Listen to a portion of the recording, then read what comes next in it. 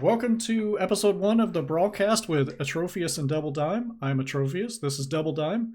On this show, we're planning to just kind of talk about general Brawlhalla news, events, stuff that's going on. Dime, how are you doing today? I'm doing great. I was super excited for this. This is an idea that I've kind of had for a while, or I thought that should have happened. There just is nothing in the space for Mhm. Brawlhalla like this. So when you came to me with the idea, I was like, oh, hell yeah, let's do that. So I'm really excited to be here. Yeah, I was talking to I think Exo and Hazen recently because they Tricks try to do a podcast similar to this, and I know a number of other top players have tried to do podcasts sort of similar to this before. And I think like the longest streak any one of these podcasts has ever hit is like 2 or 3 episodes. So my hope is that we can at least make it to 5. If we Yeah, can make it to 5, I think I'll be happy. I think we'll make it to 5. I think with our longevity in the scene, being able to talk past, present, and hopefully future, I think we'll be able to make more than 5 episodes out of this show. So Okay. I'm excited. Yeah. Yeah, sounds good. I think it's gonna be fun. So current events today. I mean, we had already scheduled to do this like a week ago or something, like on this day roughly, and it just so happened to coincide with the new trailer for Loki just dropped today. So we got to see signatures and stuff for this legend. Scythe and Katars. What do you think? Well, first of all, you're excited. You're getting another Scythe legend. I mean, You've dabbled in Katars a little bit too. You a have a little bit bit. of an history, so um, I think as far as character design, Loki looks so sick. Like Oh yeah. it's about time Loki finally got in. Like another Norse god finally getting in, because we've only had Thor. Only been Thor for a couple of years now, and now finally they brought in Loki, and I think his character design is insane.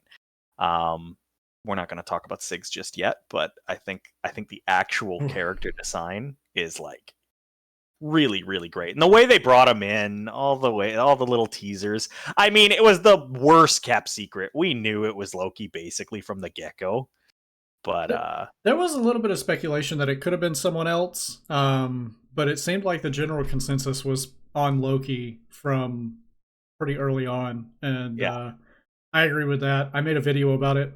I also met in the video I predicted it was going to be Scythe Katars, so I'm happy that I got it right. hey, good guess. Um, uh, I was pretty sure if it was going to be Loki that it was going to be a Scythe legend, and people were thinking like Scythe boots, which Hmm. didn't really fit to me. And then there was some people saying that because of the scepter, it was going to be spear, and I couldn't come up with like a spear boots. Also, didn't feel right, and spear Katars already exists, Yeah. and I don't know. It just didn't feel quite right to me as far as like what the weapon combo would be. And I was thinking, well, if it were me and I was putting a Loki style character in the game, I would think like daggers and not a scepter. Hmm. And so Katars and Scythe just felt like a natural fit to me. So that was my prediction, and it happened. I'm kind of excited about it. Yeah, he Um, looks sick. but yeah, so signatures. All right. Some of those signatures are. Okay? What do you think? He's got a better Ulgrim Axe D-Sig on Katars. Okay, The okay. Katars, what's likely D-Sig, is just better than Ulgrim's Axe D-Sig. And that Sig is already insane. So that scares me a little bit. I'm actually just gonna pull the trailer up and look what it Yeah, did. bring up the trailer. The first Sig is just Ulgrim's D-Sig, but like huge. So that kind of scares me a little bit, because that Sig's menacing already. Um, what were the other Sigs? We had some Jiro-esque Sigs. Oh We yeah, had what looks like the Qatar down sig looks yeah, like Jiro Scythe down sig, but it like pulls them behind and throws them in the air. yeah, yeah. That's kind of Jiro-esque.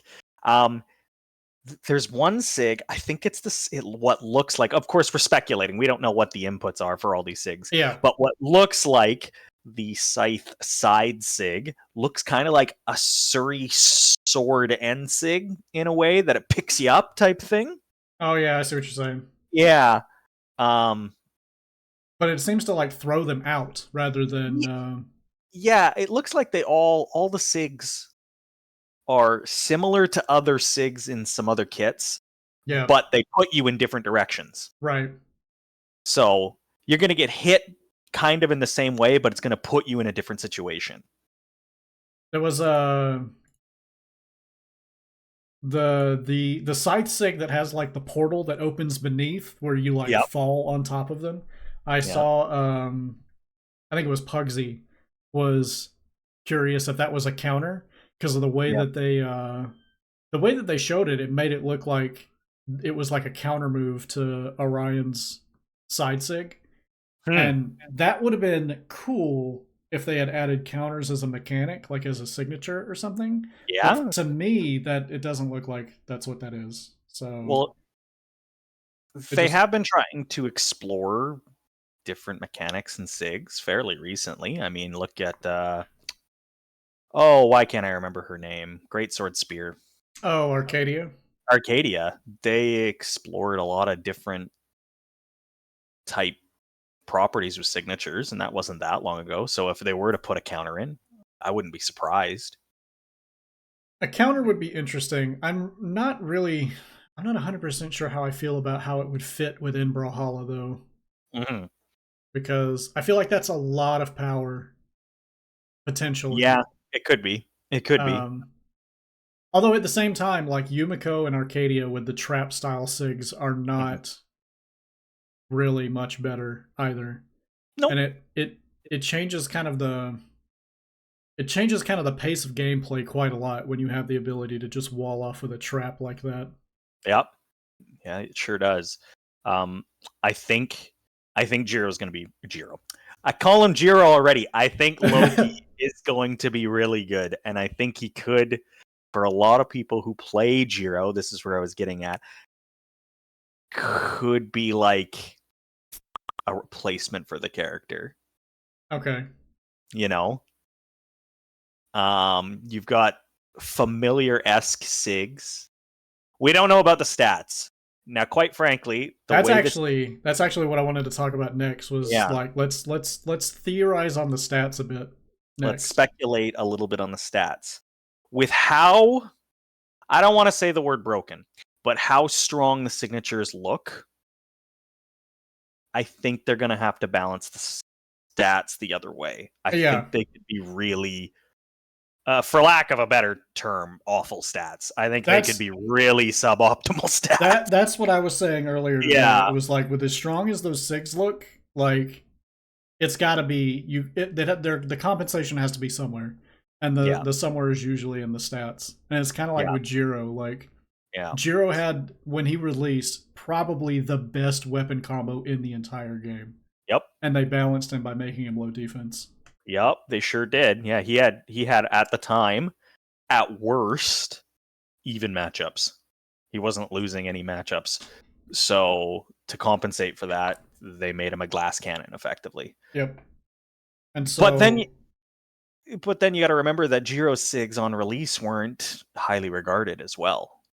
We're already looking at the Jiro SIGs got buffed a few times actually. So, yeah. We're already looking at Loki and speculating that he's going to be really strong. Which is when we looked at Jiro, and when Jiro was released, we were like, okay, really good weapon combination, really kind of suboptimal stats, and kind of meh SIGs. And that's where the trade-off was. It was a 2-for-1 trade-off for Jiro. I'm not seeing that with Loki. And I think Katars are pretty strong right now. Yeah, they haven't been nerfed in a while. Well, I guess they have a little bit, but not where it really affects them that much. Now, here's where I think that he also gets balanced. Scythe and Katars aren't fantastic 2s weapons. Yeah. So he might be really, really strong in 1s, but Yeah. you might not see him very often in twos. You pretty much, like, aside from very specific players, you don't really see Katars in twos at all right now. Yeah, yeah. And I think the only way that would change is if there was a Katars legend with, like, insane SIGs for, like, combos. Yep. And looking at these SIGs, just kind of at a glance, I don't think these are going to be it.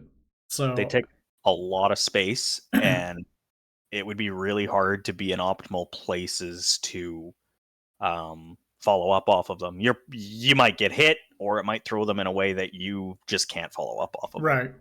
Yeah. Yeah.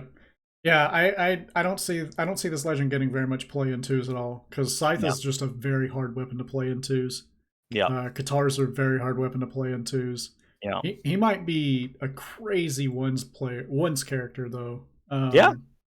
Depending on, I mean, I guess it really just depends on where Katars fall into the meta over the next couple of months, because I don't think they're seeing a lot of play at the moment.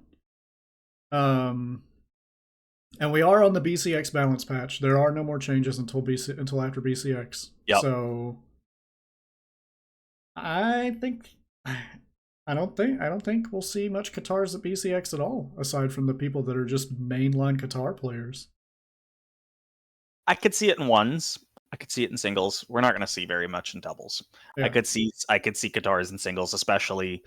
So this character isn't going to be legal. No, he will not be legal for BCX. So let's get that out of the way. Yep. Left Stick already confirmed in a tweet thread that he will not be legal at BCX. Yep. So don't have to worry about that. So yeah, maybe we don't see a ton of Katars. We'll see Wrenched. Maybe if Guichabu shows up, we'll see some Katars players there. But yeah, we probably won't see a lot of BCX. So time will tell. After BCX is when we're really going to know how strong Loki is. Yeah, I can't imagine. I mean, aside from people playing him like right on release, you'll see people in experimental. You'll see people who don't care about ranked playing him in ranked.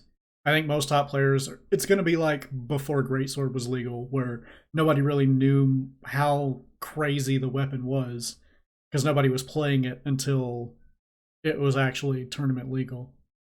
Exactly, yeah. And so I think Loki's going to be the same way. We won't really see much of him until after the beginning of November. Well, Sidra was released a couple of weeks before, maybe a month before BCX 17. You didn't see a ton of Cannon or Sidra until after BCX 17. So kind of the same thing, except he doesn't have a different weapon. Yeah. Or a new weapon. Yeah. True. Yeah. All right, stats. What are you thinking? He's either got to be slow or he's either got to have low defense. I feel like they're probably going to go middle of the road on defense, because Jiro is already 3 defense. Yeah. So probably 4 or 5, if I had to guess. Yeah. I can't imagine that it's going to be a high defense legend.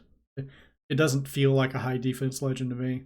It doesn't feel like a high defense legend, and let's be completely honest, force really doesn't matter. So it does. So that's where they can put all of his, like, all of the stats that they take out of either speed or defense. They could put it into force. So I saw a tweet from Boomy. Yes, saw that tweet too. Please 10 dexterity. Please 10 dexterity. Please 10 dexterity.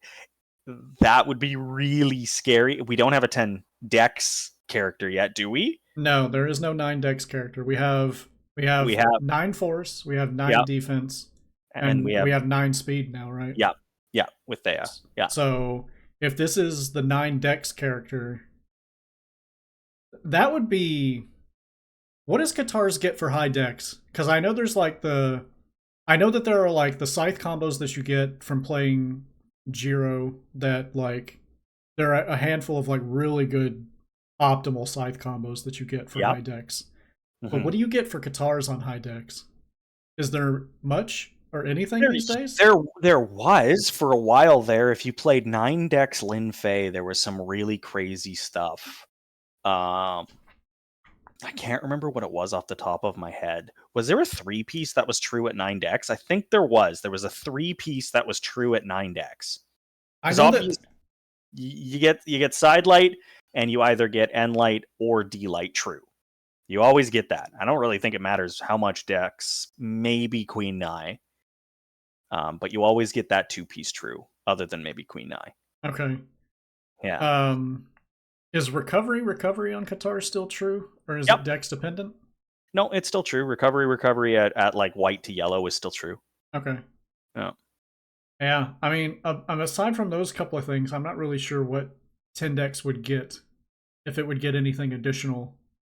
Anything that was a 1-frame type link maybe gets to 0 frames. Maybe gets to tight. I'd have to go look. It's something that we'd have to lab. Yeah.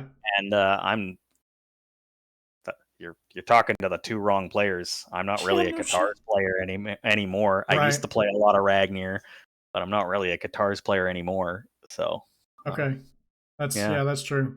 Yeah. So let's assume for the sake of argument that this ends up being the 9 decks character.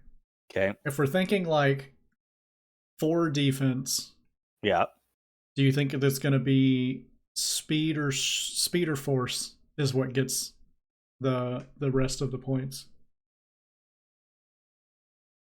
I think if this character is really fast, you basically didn't take anything away from him. Yeah. Yeah, I think you make the best character in the game if this character is really fast. I don't know about the best character in the game. I mean, the best weapon combo character in the game? The weapons combo is good, but it's not like crazy but good. You're compensating for it with really crazy signature attacks, kind of like Caspian. Kind of true. You're compensating. Yeah, I mean the problem with Scythe Guitars is kind of the same problem that Scythe Gauntlets would have, or has on Mordex, is that it's kind of difficult to kill. No, you got true combos. You got true combos on Gauntlets. Oh, well, right, but most people can't hit grounded D-Light recovery. I suppose, but for the sake of balance, yes. For the sake of high-level play, 9 out of 10 times top Gauntlet players are going to hit that. Yeah. You know? So, maybe not in the same way. Yeah. I think you don't get I think it will be harder to kill on this legend than it is on Mordex. But that's where these signatures come in. Right. Whereas Mordex has very good signatures, don't get me wrong. I think Mordex has very good signatures. Yes. I think if Loki signatures stay the way they are, and I mean, none of us, this is all speculation, none of us has touched the character. We don't know the recovery frames or anything like that in game.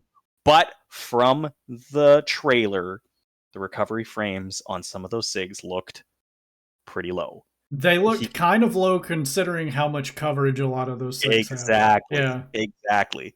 How much coverage a lot of those SIGs appear to have. Yeah. We don't know if there is dead zones in the SIGs. We don't know that. That first SIG that they showed off has to have like a massive dead zone. It has to, because that's just Ulgrim's down SIG on steroids. Yeah. Like it really is. If not, like if it doesn't have a massive dead zone, like it's easily one of the best SIGs in the game. But I'm pretty sure it doesn't hit outside of that bit at the top. I guess we'll see. It'll hit at the bottom too, though. It'll hit at the bottom and at the bit at the top, I think. I don't think so. I actually think I think the portals, so it's like shooting into the portals and then they're coming out at the top. And the top is where the hitbox is going to be. The portals I don't think are going to have a hitbox. Okay, well, we'll see. Again, speculation. We're not going to see this character for a while. Yeah, actually, that's actually a good point. We just got the SIG trailer today. I don't think it'll come out next week. No, we're probably middle of October release. because they're gonna want to have another. They're gonna want to have another stream where they show off its skins and stuff like that. Yeah, right. Yeah. It will come out on the 27th. Has that been confirmed? I didn't see it confirmed. They didn't show off. They didn't show off skins. They normally want to give another. Every character kind of gets a reveal, and then a stream, and then release. Yeah, that's usually how it works. So we're probably 3 weeks away. Well, I don't know about 3 weeks. Maybe 2 weeks away. I think we're going to be. I think the 4th is probably the most likely date. 27th would be cool, but I think the 4th is probably the most likely date. 27th is 6 days away. That's a Wednesday. They would do like Tuesday dev stream and with all the skin reveals and release the next day. A little tight. A little tight. That feels a little tight to me. Yeah. They would like to market a little bit more than that. They'll put up a bunch of tweets of the skins and stuff like that, and more SIGs, and Loki's coming and stuff like that. They'll want a little bit more time than that. I think the 27th would be very interesting, but I think the 4th is probably more likely. Well, nonetheless, I'm excited for the character. The SIGs look really cool. It's nice that it's not another Boots character. I think Boots are really cool. We've had 3 in a row. It's time to move on to a different weapon combo and come back to Boots. I'm glad that they did the 3 and then break this time. Yeah. I think the only other time that they have ever done 4 of the same new weapon in a row was Orb. I think it was Petra was the 4th Orb legend that they did just 4 straight. Was that true? Was it Dusk? Because Dusk was number 1. Because it was Dusk, and then was it Fate was after that? Dusk, Fate. Who's the other Orb legend? Thor, and then Petra. Yeah, because it was. So Petra was the 4th Orb legend, and they just did 4 straight, and I think that's the only time they've ever done that. So I honestly appreciate that they didn't do 4 Boots legends. I'm glad that another weapon combo got to slide in here. If they do it the same way that they did prior to Orb and kind of after Orb too, I think it'll end up being the next legend is the next. Will Boots be another legend. Boots, because with Canon they went Sidra, Zol, Isaiah, Kaya, and then the 4th Canon legend. Right. Onyx, I believe. Onyx. Yeah. Yep. Yeah. Cool. What else is going on in Brawlhalla world recently? I know we've had a bunch of tournaments. Summer Royale was the most recent sort of LAN invitation. Yeah. How much of the Royale did you end up watching? I didn't get to watch as much of the Royale as I would have liked this time. Mm-hmm. But obviously I was following it as much as I could have. Brazil's the best region in the world right now, guys. Do you think so? I think top heavy, they're better than everybody else right now. I think they're very top 2 or 3 is just better than Europe and North America. I think as a region altogether, I still think it's North America. Like if you had to put the top 25 players versus the top 25 players in Brazil, I think it comes out North America's way. Sure. Just in total number of good players. Good players. Winning. Yeah. But at the absolute top, I mean, looking at Kaina, like Kaina's win was pretty dominant. Like it looked like they really didn't know what to do. Yeah, he just made it look easy. And like I don't know. It's not just Kaina though. I mean, it's everybody. You know? Oh yeah, because who was it that won Dallas? Was it Hughes? Yeah, Hughes won Dallas. Oh, that's actually crazy to think about now that I think. Yeah. So like Hughes, South America won Dallas and they just won a Royale. Yeah. So that's like 2 in 1 year. 2 in 1 year. Which is big. And then, Wes is still right there. And Fiend still shows up. And maybe he doesn't perform as well in his own region. But when he comes to a LAN, he's always in the top 8, top 3. Like, just shows up and does really well in doubles, especially. Yeah, and he'll just have like a cross-region teammate and somehow place ridiculously high. Pugsy and Fiend, they couldn't even speak the same language, and they got second? Didn't they get second? Or did they get third? I think it was Anyways, third. Yeah. they couldn't speak the same language, and they ended up getting third that tournament. What was that? That was DreamHack. Was it CEO? Was it? It was yes, it was CEO. They got third CEO. At CEO. Yeah. Yep. That's absolutely mental. Who there was that Ada player that his name is slipping me right now. He finished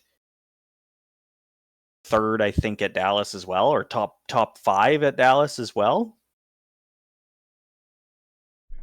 Can't remember what his name was now. Yeah, I don't remember who you're talking about. He was lesser known as well. Uh-huh.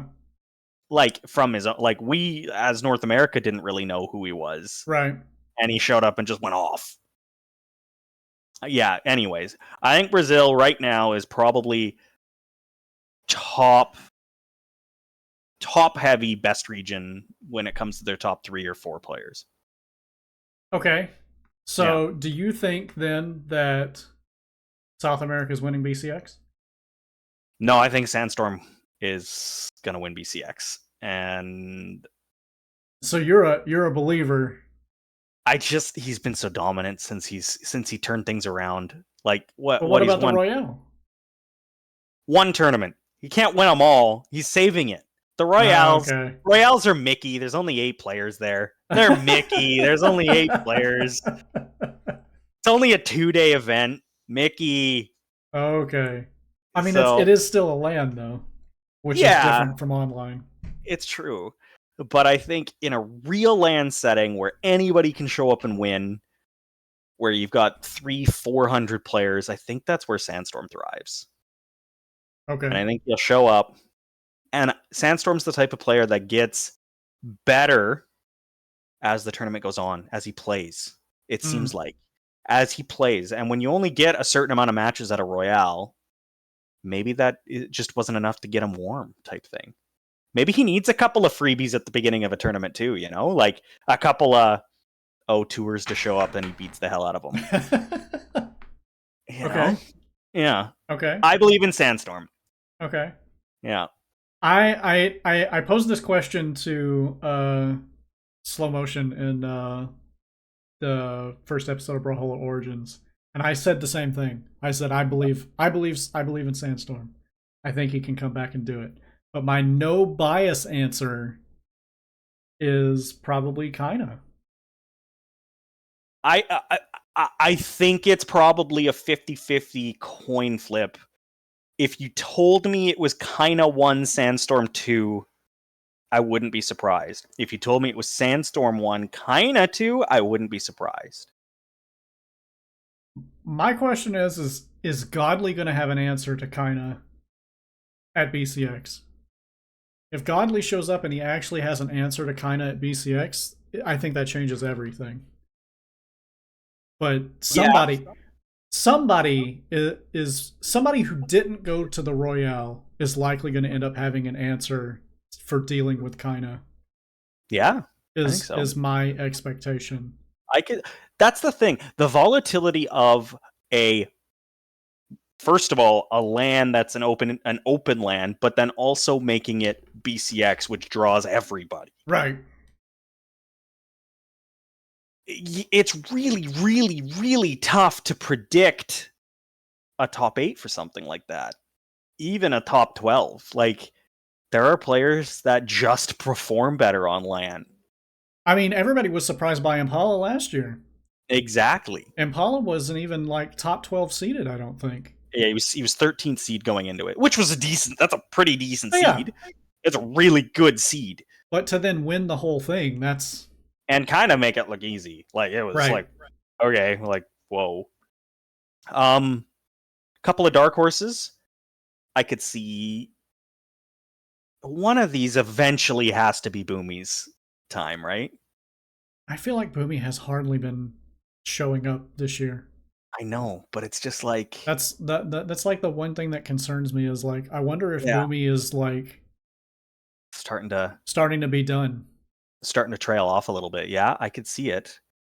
But at the same time, I think it's the one trophy he doesn't have. It's like not seeing Boomy in top 8 like pretty much at all this year has been odd, right? Yep. Like, what notable placements does he have this year? I would honestly have to look them up. I'd have to go back and look. I mean, I'm sure he's got some top 8s, but that's disappointing for Boomy. To be be 5th or 7th. Yeah. Or even 4th. If he's not top 3, it's a disappointment, right? So right. And I would just be curious to know, like, how much effort is he putting into the game right now? Yeah. Yeah, I do think that if maybe he is slowing down a little bit, it's the one tournament he doesn't have. He's won them all. Right. Maybe he wakes up and goes, I got to put everything into it for like a month and go to BCX with my best foot forward. Yeah. It would be interesting. I would like to see him definitely show up. There's dark horses all over the place. Akno could show up, win the whole thing. Like, I think NA has so many players right now who are just threats to randomly knock some other really good player out. Like Impala could just show up and win again. Yeah, I mean, there's that. Yeah. I mean, I think NA just has a lot of players right now that are just very volatile from the perspective of in any one particular game, they could be good enough to beat anybody in the game. Yep. But they might not be consistent enough to win the whole tournament. Yep. I mean, there's lots of crazy players. Could Balloon Boy shake off his nerves and show up and beat everybody? Oh yeah. Like is Guichibu going to show up and suddenly his guitars go crazy and they are in a good spot? And then you've got legacy players like Wrenched putting time into the game again. Like, oh yeah, he's going hard on boots. And on LAN, we know what Wrenched can do. I mean, there are so many players in North America from top to bottom that could just show up and, for lack of a better phrase, mess up a bracket. Oh yeah, they could just show up and just wreck the bracket. Oh yeah, So I imagine that's what's going to happen at BCX. I think some major player is probably going to get upset by somebody who just only goes to one LAN a year, BCX. Yep. Yeah, Fakey. If Fakey shows up and goes nuts, that's a player that can go crazy. Yeah, right, Prince? Yeah, there's one. There's lots of players that could just show up and go insane. Phazon's been playing a ton. Another legacy player. Is he teaming with Cody again? Yeah, they're gonna play. I think they're gonna play at BCX anyways. That would be a treat. Yeah, if they managed to twos. Yeah. Okay, 2v2s. Dime.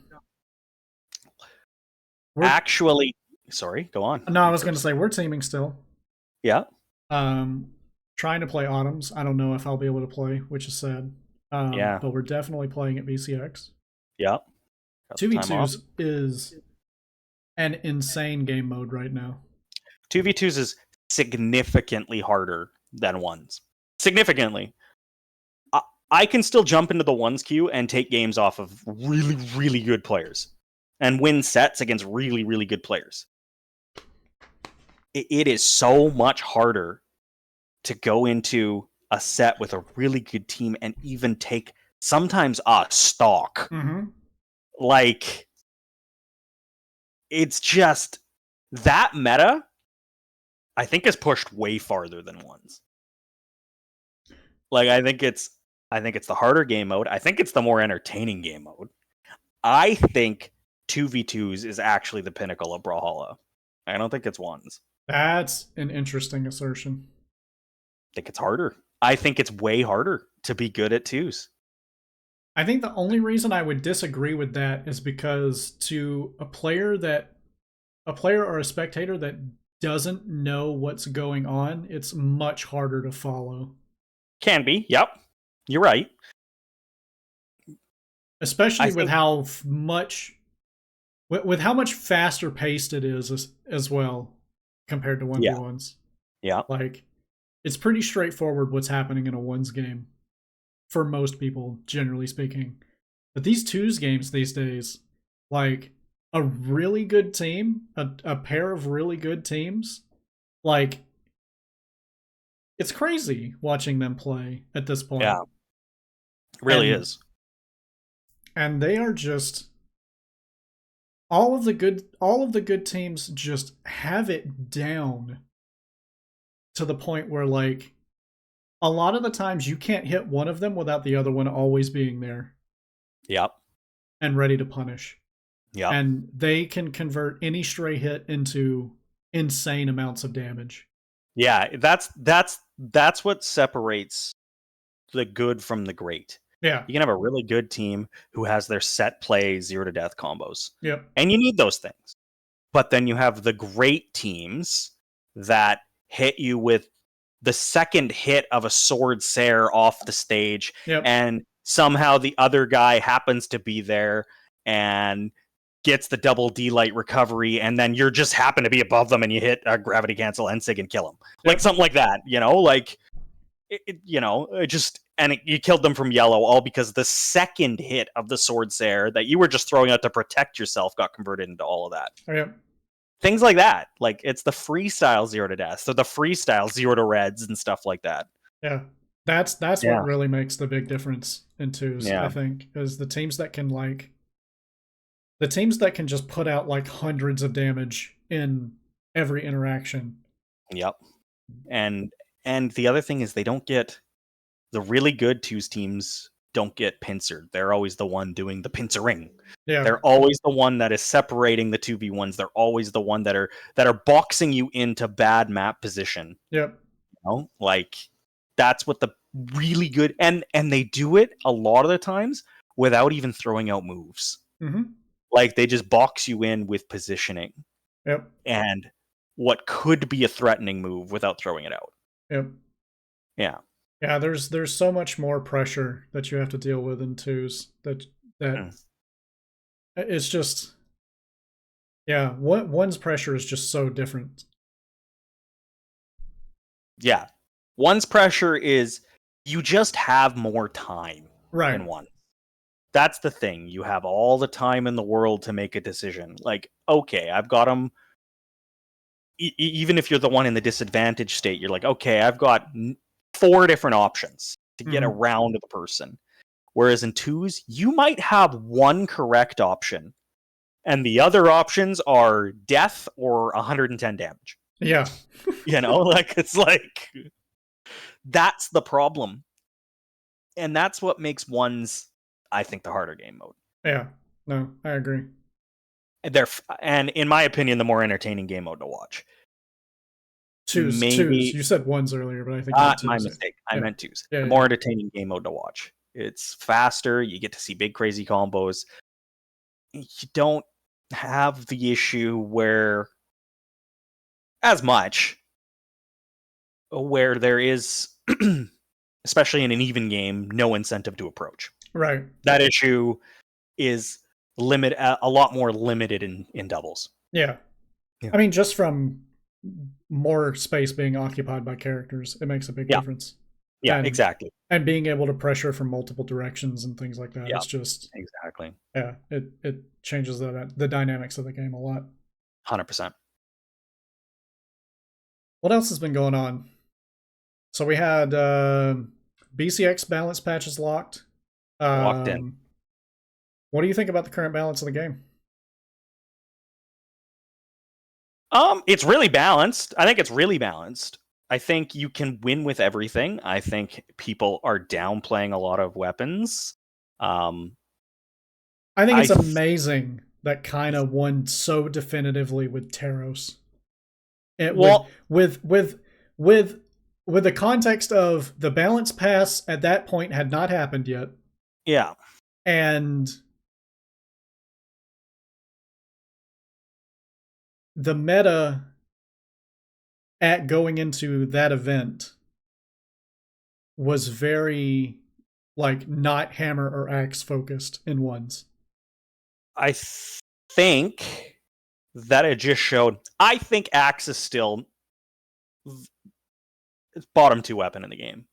Really? But I think Hammer is way higher than a lot of people consider it to be. Especially now after they buffed D-Light again. Especially after they buffed D-Light. Hammer plays like... Hammer has this unique property where it plays like a heavy weapon, but also plays like a string weapon. And that makes it, when it's good, absolutely terrifying. Yeah. That's the problem. It's kind of... This is a hot... There was somebody that was tweeting out, what opinion would get you wrapped up like Patrick Starr in that one still. Yeah. Hammer has the same issue as Lance. Wait, that's your opinion? Is that it's either the worst weapon in the game or top 2.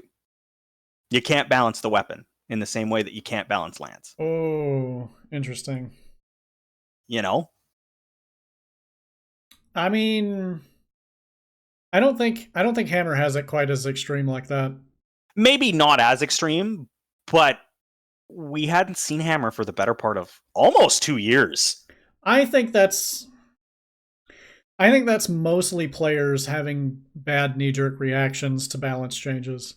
Also true. I think that there is way too many cases where a weapon is still actually quite good, but because it's been touched in some way, everybody's just like, all right, well, let's just find the next what I feel is broken thing to play instead. Well, if you're playing fighting games, you should always play what's broken. Sure. But I feel like that's kind of I feel like they suffer the same type of issue. Okay. Maybe not to the same extreme, but I feel like they do suffer a similar problem. Is that until they've been until Hammer is not so reliant on D-Light in the same way that Lance is not so reliant on Side Light. Yeah. Does that make sense? They can never be balanced super properly. No, that's fair. I actually I actually want to point out this comment from Crocky in chat just now. Y'all ain't talking about the new dash change buffing weapons like Axe and Hammer. That is absolutely true. 100%. The new dash change, not only has it helped weapons like that, it's also helped characters. Queen Nai doesn't feel slow. Yes, that's true. It's helped characters, which as we learn how to use this dash more, in the same way that it took us a long time to learn how to use OG dash, we might start seeing characters like Taros, like Queen Nai, actually be usable. Yeah. I think that's... And we saw kind of win, so... But also, like, if you go back and watch the Royale, kind of actually wasn't using the new dash change that much. No. Like, compared to other players at that event, kind of was not using it as much as they were. So, I think, honestly, like, Kina's neutral was insane. And that's... He won pretty much the entire tournament off of the back of just absolutely ludicrous neutral game. Yep. Because a lot of his kills throughout the finals... Yeah. A lot of his kills throughout the finals were some of the most suboptimal kills that you could ever have on a character. And yet he still won just because you couldn't hit him. You couldn't pin him down. Yeah.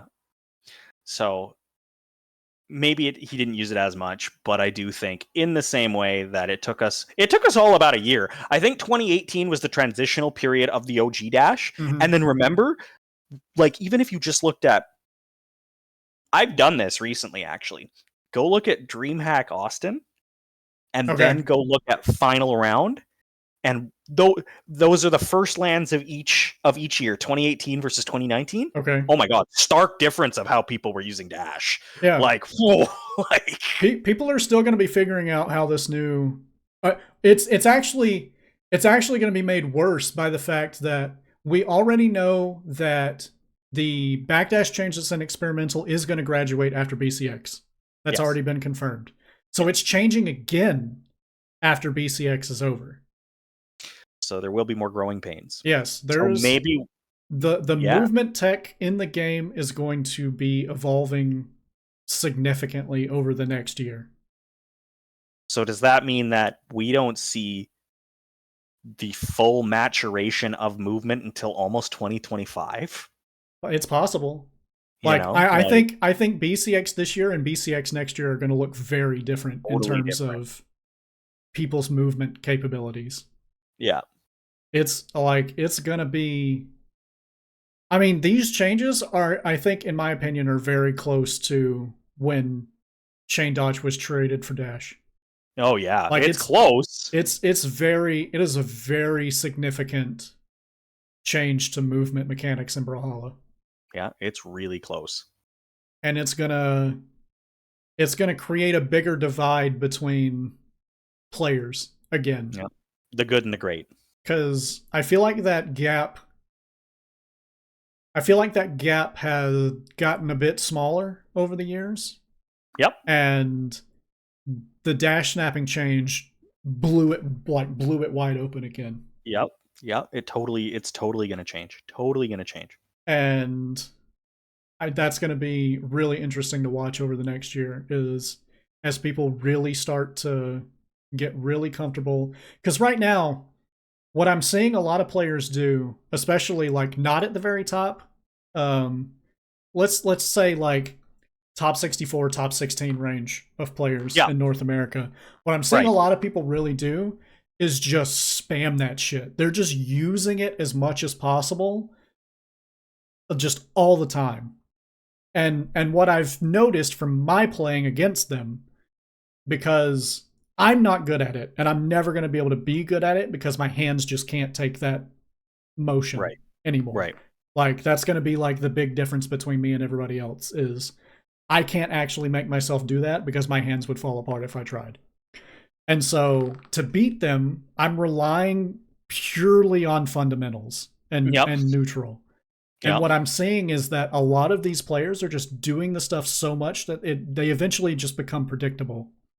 And the players that are doing it in a way that doesn't make them predictable, they're the ones that are going to be the ones that like really rock it to the top. It reminds me, and I don't want to throw. This does not sound like. Please, I hope this doesn't sound like shade, because he played absolutely phenomenal and won a LAN. It reminds me of Koslix's dash dancing at the beginning of the original dash. Yeah. But none of us caught on. It took us a long time to catch on. Yep. And he mastered it quickly. And he won a whole LAN because of it. Yep. His weapon was really good at the time too. But he won a whole LAN because of movement. Almost all because of movement. Yeah. Yeah. It was really good. That's I think that's a pretty good observation, because the timing of Austin related to it was only 8 months after the original dash, give or take, right? Yeah. Because it went in like right before BCX in 2018, right? No, it was 2017. We played on Dash. Oh, we played on Dash in 2017. We played on Dash in 2017. Oh, that's crazy to think about. Oh. And then nothing until Winters, and then after Winters was Austin. Okay. And so we're talking 6 to 8 months. Let's call it 6 months. Sure. We were all using Dash as a way to move quickly at our opponents, whereas Koslix was using Dash to dance back and forth. And none of us were doing it, and he won a whole LAN with it. So it's kind of in that same way. The new movement, the people who master it quickly are going to dominate. Yep. And until we all us, slow plebeians figure it out, it's gonna take time for us to catch up. I think it needs some changes still. I think it needs a little bit more time in the oven. I think Crocky's right too. Him saying that he thinks that heavy hitters, slower legends, heavy hitters could dominate, because now you've taken away their weakness. Yeah. To a degree.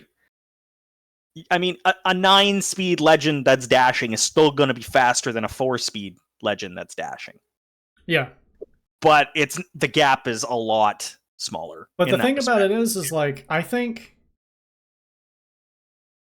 correct me if I'm wrong, I might have this wrong mechanically, but I think that the legend speed does not affect the dash impulse. I don't think it does, but it does. I think every legend has the exact same dash impulse, and then the top speed that you reach afterwards is what's affected by your movement speed, right? Yeah, and the movement in between dashes. And that's what makes slow legends like Nye actually feel good with this, because they actually can move closer to the same rate as every other legend in the game, because the dash impulse is all similar. Yeah, exactly. And so, like, that makes Nye way better. She already had a good weapon combination and really good saves. Yeah. That makes Queen Nye significantly better than she was before.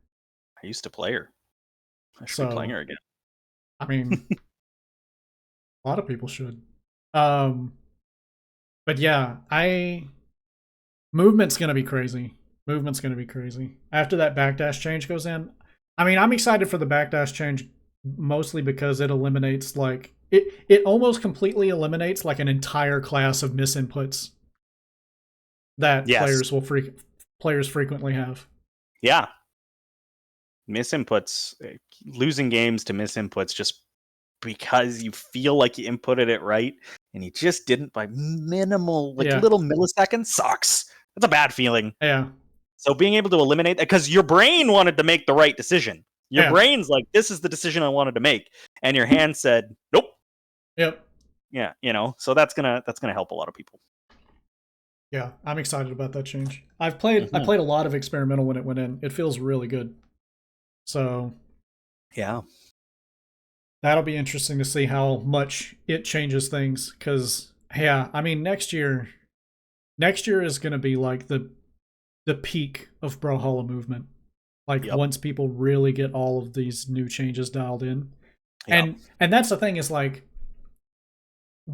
we don't know what else BMG has in store at this point. Like, we were kind damage numbers. We were kind of coasting for a little while on not very many mechanics changes in the game. Like, after Dash, like, how many like, I feel like you could probably count the number of mechanics changes we got between Dash and, like, this year on one hand. It took that 2020 top player uproar to fix that, and we started getting changes. Yeah. And now we're getting them rapidly. Right. And that's exciting. Because it's great. Next year could be like this year, I think, in my opinion, has been like a banner year for Brawlhalla. Like, it has been a big year. BCX last year was a phenomenal event. It kind of like re-infused the community, and then everything just kind of exploded a bit with it this year, with all of the improvements that have been made. New legends have been coming out a pretty great clip. It's been good. The crossovers have been fantastic this year. Tekken. Yeah. Whoa. Right? Halo. Halo. Whoa. Like, everything has been crazy this year. Yeah. And then we know that we have pending movement changes in the backdash change that's in experimental. Yep. They just added sticky bombs as a new gadget that's an experimental. Cool. That's excellent. We love that. I like, next year could be even more insane. Like, what other mechanics changes do you think are okay? If you could wave a magic wand and change any mechanic about Brawlhalla, what would you change? I really love the mechanics. I want a way to be able to pressure an opponent from range. I want to be able to force interaction from range. Isn't that weapon throws? Not in the same way, though. You miss, now you're in trouble. Like a Samus type character, somebody who can fire projectiles, somebody who can pressure opponents from the other side of the map, coinciding with damage numbers. It's not a mechanic, but damage numbers. So you know why Brawlhalla doesn't have real projectiles, right? I've never really thought too deeply into it, but we're at a maturation point where now maybe it's time to bring them in. So the reason why Brawlhalla doesn't have projectiles is because we have no shield. That's true, but we do have dodge. So make them... You would have to put the projectiles on a long cooldown to make it reasonable. Yeah. Maybe that is a mechanic that needs to be brought in. Maybe shield does need to be brought in as a mechanic. The next layer. I don't know. I don't know. Because if you add shields, then you got to add grabs. And if you're going to add grabs, then you have to add projectiles. Right. And then it just... The whole point of Brawlhalla is to be easily accessible. So maybe you're adding too much. Okay. So I want to actually talk about that for a moment. Mm-hmm. The whole point of Brawlhalla is to be easily accessible. I think the new dash change is one of the least accessible things they've added to the game recently. But I also think that if you're a casual player, you're not going to notice. That the new dash change is specifically built for you, me, and everybody else in Diamond and Valhalla and tournament players. It's not built for the casuals. They're not going to notice. They're still going to be complaining about goals. I don't disagree with that. Yeah. But at the same time, these players are going to be watching top players play, and they're going to want to emulate them. Maybe. And they're going to want to try to do these mechanics that they see that the other players do. And it's going to be too difficult for them. And it's going to frustrate them because not only is it too difficult and not only is it frustrating when you can't do it effectively, but doing it incorrectly is actually worse than not doing it at all. Here's my counterpoint to that. While it's difficult in a Brawlhalla sense, it's not difficult in a fighting game sense. Sure. So I feel like if you... It's going to sound mean again. If you can't nail this down... You're in the wrong genre, you know? Like, I think the new dash change is actually the most mechanically intensive mechanic that we have in Brawlhalla right now. Yes, and in the hierarchy of other fighting games and other platform fighters, it's still near the bottom of difficulty. I don't know if I agree with that, because most other mechanical stuff in fighting games is more like memory. Well, I guess, yeah. I mean, it's about the same in my opinion. Then actually, what I was about to say is like memory and timing based, but it's exactly what this is memory and timing based. Memory and timing based, but it's one button.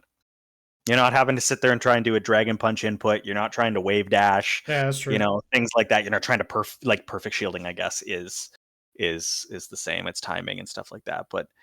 It's one button. You're not trying to drag. You're not trying to dragon punch. You're not trying. It's technically not one button because you also have to include the jump and the fast fall, which both require pretty precise timing. I think with 10 hours of practice, if you just did that, you'd figure it out no problem. Whereas there are still people with 10 hours of practice dropping.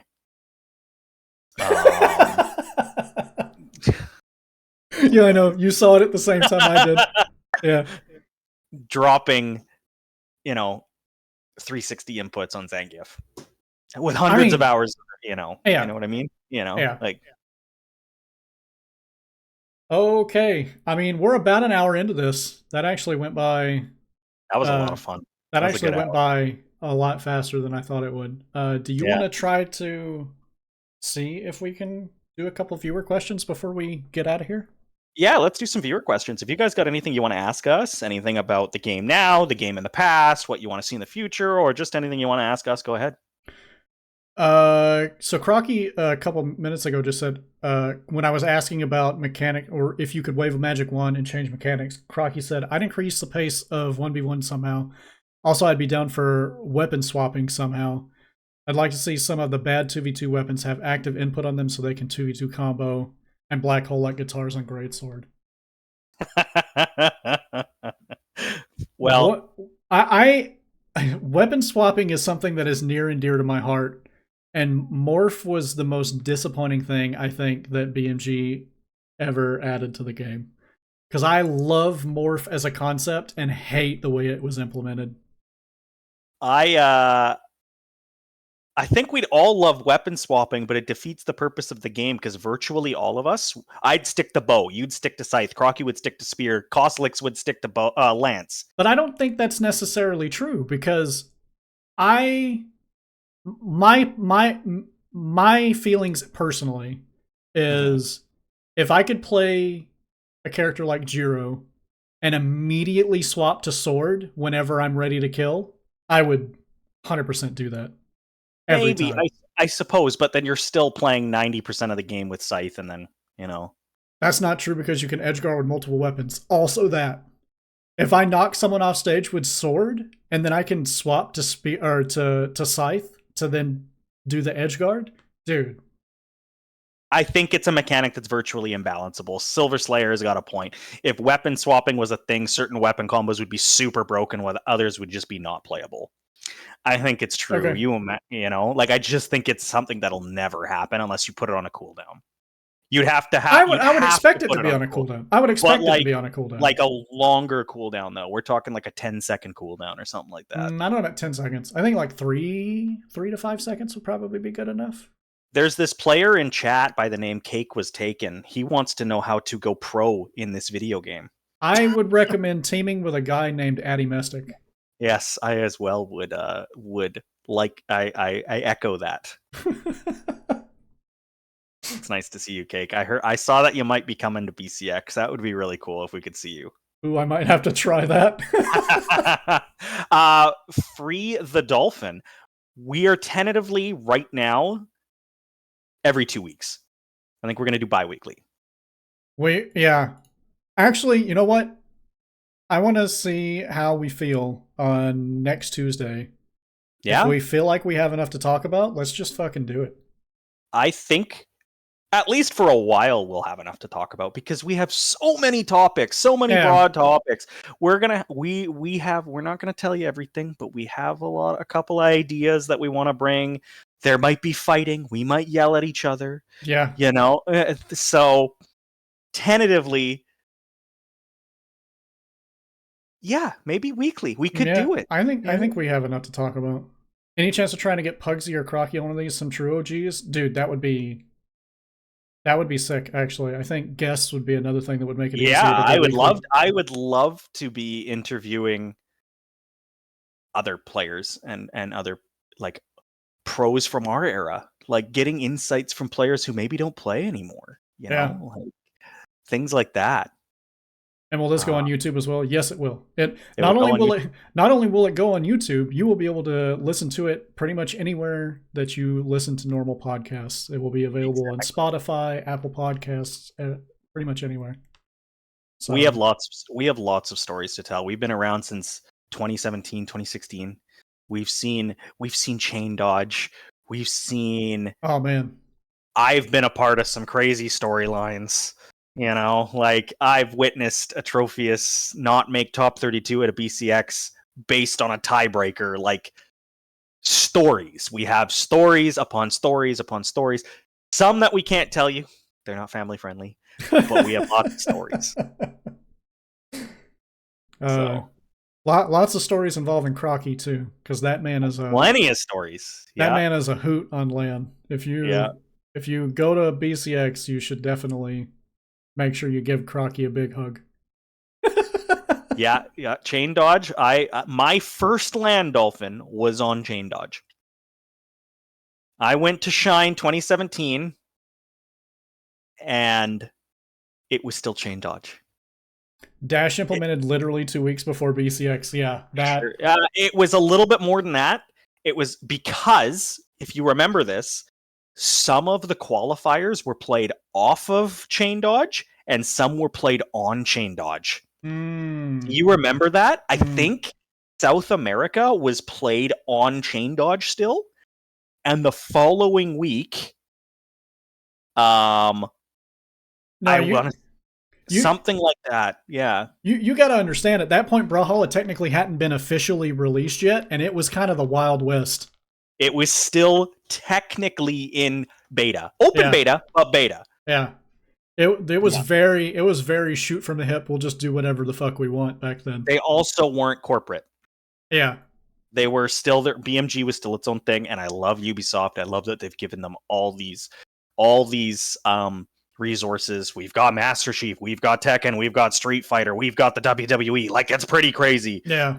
But they had a lot more freedom back then to do what they... Also, it was only on PC, so it was much easier to roll out patches. Oh, yeah. The patch schedule was like whenever we feel like it back then. Here's a patch. Here's another patch. Like, oh, okay. Well, like, sure. Bringing in the console releases is what made the patch schedule get all crazy and slowed everything down. Schedule. It made a patch schedule. Fair.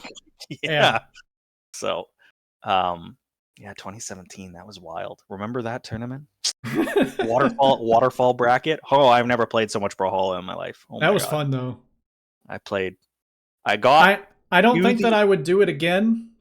Yeah. But it was fun. I got to the venue at 10 a.m. and I left at 10 p.m. and played almost the entire time. And I played, actually no, because I got out of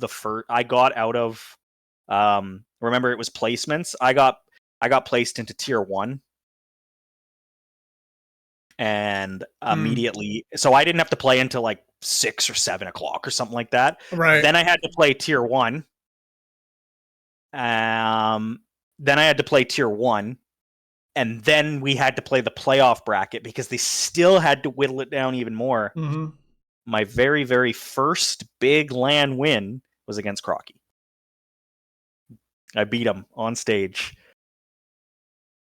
It was the Ada versus... I started with Jala because he'd struggled against it in ranked. And the Jala almost worked, but the sword wasn't going. So I swapped to Azoth, and I bodied him 2 games in a row. And, I in my pool, the finals pool right before top 32, I upset like 3 people. And I had to upset them too, yeah. I upset like 3 people and then didn't make top 32 because we tied. And I lost the tiebreaker. That was a sad day. I beat Crocky. Who else did I beat? I beat Crocky. I beat Excalibran.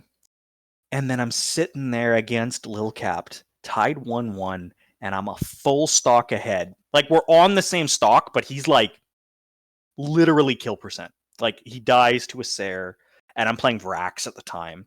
So it's like any Sair is killing. It doesn't matter if it's gun or if it's lance. The Sair kills. And I just threw it away. He gimped me. Yeah. And I just tossed it away. And I was like, oh no. And that's when I'm sitting there playing the set against Lil Capt, and Excalibran from the other side of the table stands up and goes, "Hey, Double Dime, I just got 3-stocked while I'm playing." Oh, it was good times. It was fun. Oh, yeah. Any other questions before we take off? Yeah, I went on a bit of a tangent there. A little bit. Yeah, sorry about that, guys. Any more questions before we jump off? There's a delay. Yeah, while we're waiting on the delay. Yeah, we should probably like think about what crazy stories we can tell on future episodes, because there's a lot of them. Like CEO Dreamland was my first LAN, and family friendly. There were some good Dreamland stories, right, Crocky? Yeah. Good DreamHack Montreal stories too. Yeah. Right, Crocky? One more is, how do you think the offstage meta in one specifically will evolve, if at all? I think it's gonna... Well, you go first. Yeah. I would say that there's an interesting thing that happens with offstage in Brawlhalla, especially in ones, is that if you're really, really good at offstage, it wins games. But if you can avoid being put in the position, it also is like a big factor in keeping you in the game. And a lot of players don't want to commit because of how easy it is to reverse in Brawlhalla. And so what you'll see is like kind of was actually a really good example at the Royale, where he was a corner guarder. He didn't play off stage, but he would almost absolutely make sure you took some damage if you were coming back to the stage. And he was really good at that. Yeah, there is two different kinds of edge guarding. There is the corner guarding where you stand and you stand there menacingly, and you just wait for them to, because of the way the wall slip is now, how short it is, you're basically under pressure immediately. You don't get as much of an opportunity to think. And then there's the other type of edge guarding, where the minute they're off stage is the same time you're off stage, like the wrenched style, the blue guy style of edge guarding. Mm-hmm. That type of edge guarding. Yep. Both are really effective. Both win you games. Edge guarding's a big deal. Being good at it is hard. Being good at it in a way that you can do it consistently without getting reversed. Yep. Is extremely hard.